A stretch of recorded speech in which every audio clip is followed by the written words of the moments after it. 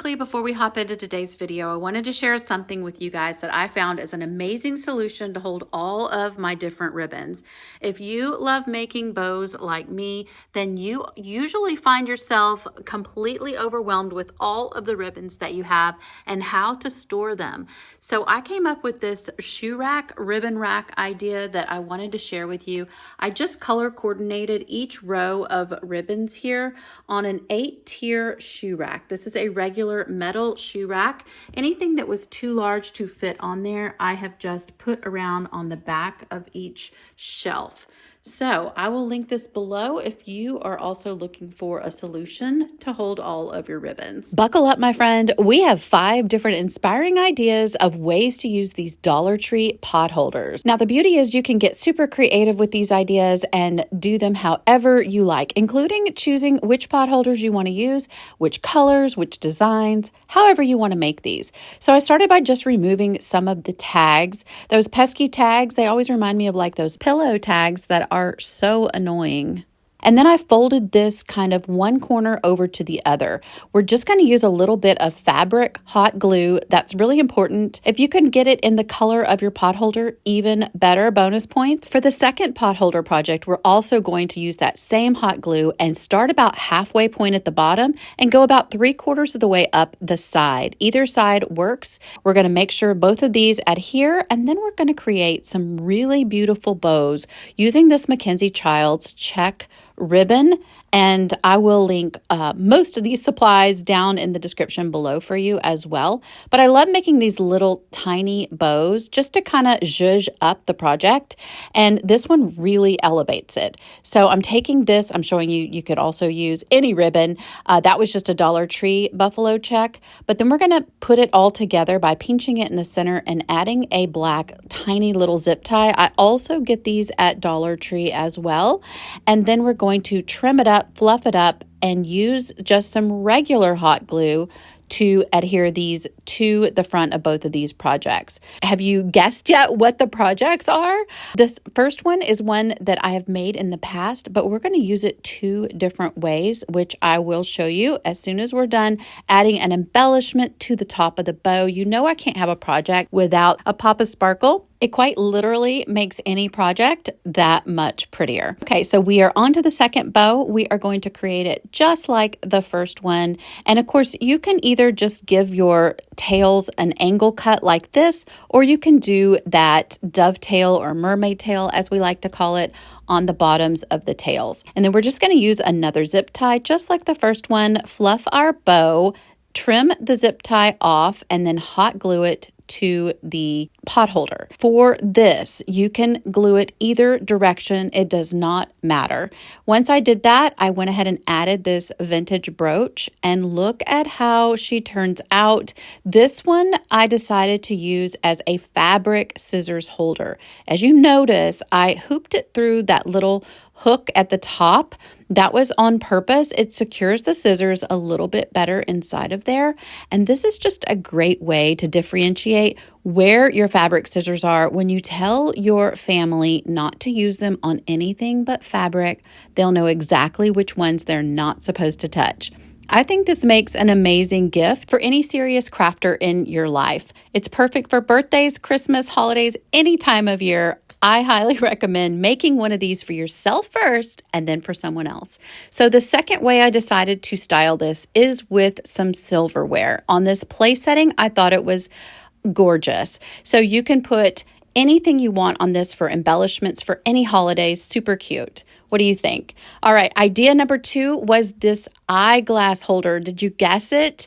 I'm loving having a place to put some readers anytime I need to grab them. It's bulky enough to find in my purse, but yet so cute and adorable. Again, that's what makes it such a great gift for anyone on your list. I'm loving the way that the glasses fit seamlessly inside of there. Since we only went up 3/4 of the side, there's plenty of room in there for glasses or sunglasses. So what do you think? I love this idea too. And I do have a couple myself. This is another use for this exact same project. You can use it as the handle cover on a hot skillet. So I know that sounds a little over the top, but it's so cute. You flip it over when you want to use it, grab the pot, don't burn your hand, flip it over when you're not using it. What do you think of that? All right, so the next project is going to be with this Christmas-themed pot holder from Dollar Tree. I'm going to make one of those really trendy pillows, and I'm going to use it on my doorknob, but it's also a really cute gift idea.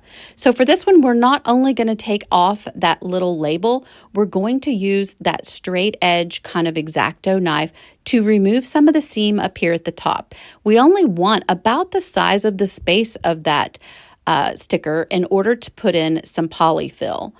We don't need the whole side opened. So when you're putting in your polyfill, you want to think in terms of large amounts at a time, because if you try to use little tiny balls of polyfill, it's going to be lumpy, and we want this to be as smooth as possible.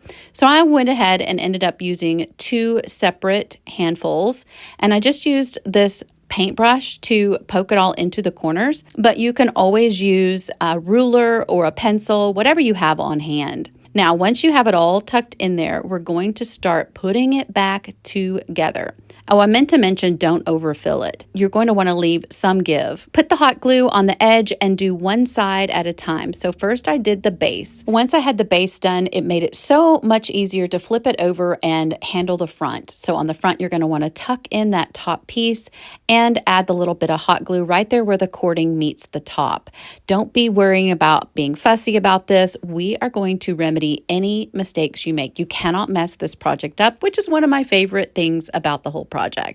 So in order to embellish this a little more, we're going to take that Dollar Tree buffalo check ribbon that I was kind of sharing with you on the last project, and we're going to trim several, like 2.5, I guess I would say, inches long strips. So you're just going to eyeball this.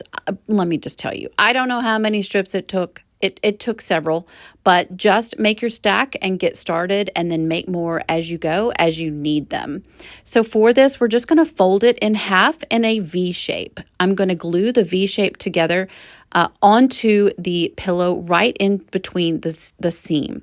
So once I have it glued onto the seam, then I will, let me show you right here. So I'm going to just put the glue on the pillow, tap it down, and then put the glue in between to make it kind of a V shape.